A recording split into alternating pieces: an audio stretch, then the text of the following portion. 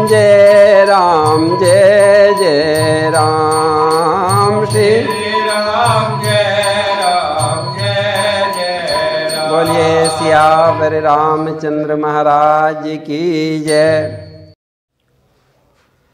लंकापति रावण और मारीच उस वन में आ गए जहाँ श्री सीता जी और राम लक्ष्मण जी विराजमान थे। मारीच कपट मृग बन गया, मणि से जटित सोने का हिरण बन गया। सीता जी की दृष्टि उस परम सुंदर स्वर्णमय हिरण पर पड़ी। राम जी से कहने लगी कि हे देव रघुबीर, देखो कैसा सुंदर हिरण है। सुनहु देव रघुबीर कृपाला, एहि मृग कर अति सुंदर छाला। प्रभु इसे मारकर इसकी मृगछाला लाइए। प्रभु तो सब जानते हैं, सर्वज्ञ हैं, लीला आगे बढ़ानी है ना। देव कार्य पूरा करना है, राक्षसों का वध करना है। हिरण को देखकर कमर में फेंटा कस लिया, हाथ में धनुष लेकर उस पर बाण चढ़ा लिया। लक्ष्मण से कहा, भाई तुम यहीं रुको, सीता की रखवाली करो, क्योंकि वन में निशाचर घूमते रहते हैं। मैं अभी आया। और राम तो मृग के पीछे दौड़ पड़े। राम को देखकर वो मायावी मृग भाग चला। मायापति भगवान आज माया मृग के पीछे पीछे दौड़ रहे हैं। ये कौन दौड़ रहे हैं? ये तो वे हैं जो शिव के ध्यान में भी नहीं आते, वेद जिनको नेति नेति कहते रहते हैं। नेगम नेत शिव ध्यान न पावा, माया मृग पाछे सो धावा। वो कपट मृग कभी पास आ जाता है, कभी दूर भाग जाता है, कभी छिप जाता है, कभी प्रकट हो जाता है। बहुत दूर निकल गया। जिनकी वक्र दृष्टि के आगे सातों समुद्र उबलते देखा, उन मायापति को मायावी के पीछे पीछे भगते देखा। ये भगवान की लीला चल रही है।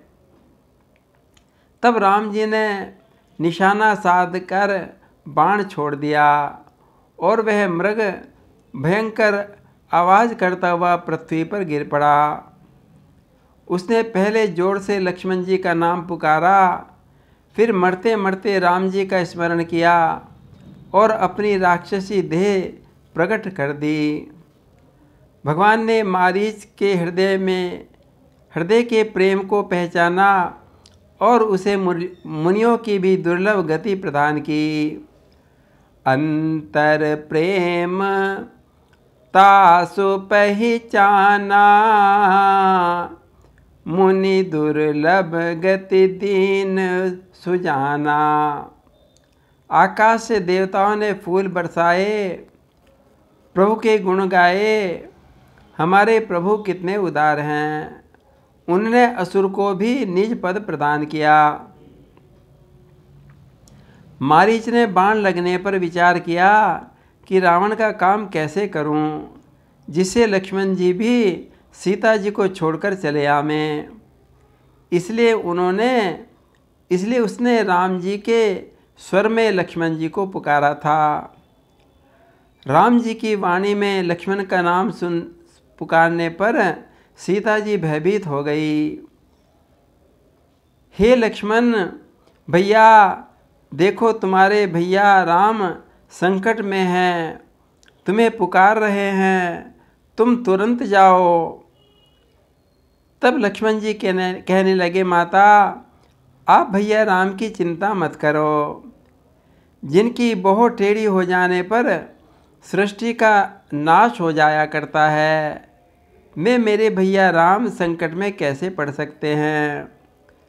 भृगुटी विलास सृष्टि लय हो ही, सपने हु संकट परे न सोई। किंतु सीता जी तो राम जी की चिंता में विवल थी। लक्ष्मण कहने लगी कि हे लक्ष्मण, ये ज्ञान की बातों का अब समय नहीं है, तुम तुरंत चले जाओ। लक्ष्मण समझाने लगे तो सीता जी ने उनको कटु वचन कह के डांट दिया और तुरंत जाने का आदेश दे दिया। अब तो लक्ष्मण जी मजबूर हो गए। वन और दिशाओं के देवताओं को सीता जी को सौंपकर लक्ष्मण जी चल पड़े।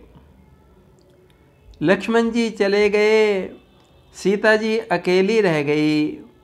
तभी यति के वेश में रावण आ गया।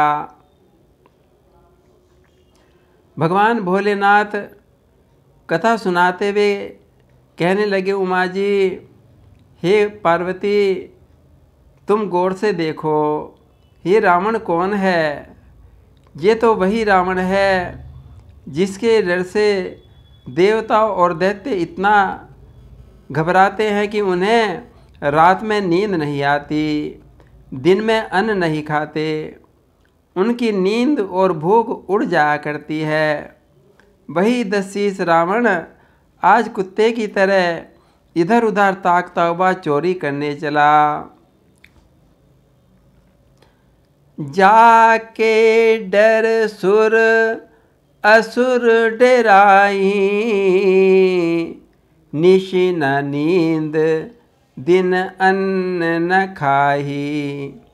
सो दस शीस स्वान की नाई, इत उत चितई चला भड़ी आई।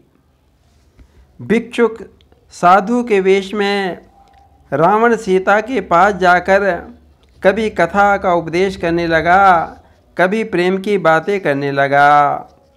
सीता जी समझ गई यह तो कोई दुष्ट है। सीता जी ने उसे डांटा। तब रावण अपने रूप में, असली रूप में प्रकट हो गया। कहने लगा कि मैं तो लंकापति रावण हूँ, और उसने अपना रूप प्रकट कर दिया। उसे देखकर सीता जी कुछ भयभीत हो गई। फिर धीरज धरकर बोली, अरे दुष्ट, खड़ा रह, ओ निशाचर, तेरा काल आने वाला है। मेरे प्रभु अब आते ही होंगे, तू खड़ा रह। सीता जी के वचन सुनकर रावण क्रुद्ध हो गया और मन ही मन सीता जी के चरणों में वंदना भी कर रहा है। फिर क्रोध में भर गया। सीता जी को उसने रथ में बिठा लिया। आकाश मार्ग से शीघ्रता से चल पड़ा। व्याकुलता और डर के मारे रथ हाँका नहीं जाता। क्रोधवंत तब रावण लीन सिरथ बैठाए, चला गगन पथ आतुर, भय बस रथ नहीं जाए। और इस प्रकार रावण सीता जी को हरकर ले चला। बोलिए सियावर रामचंद्र महाराज की जय।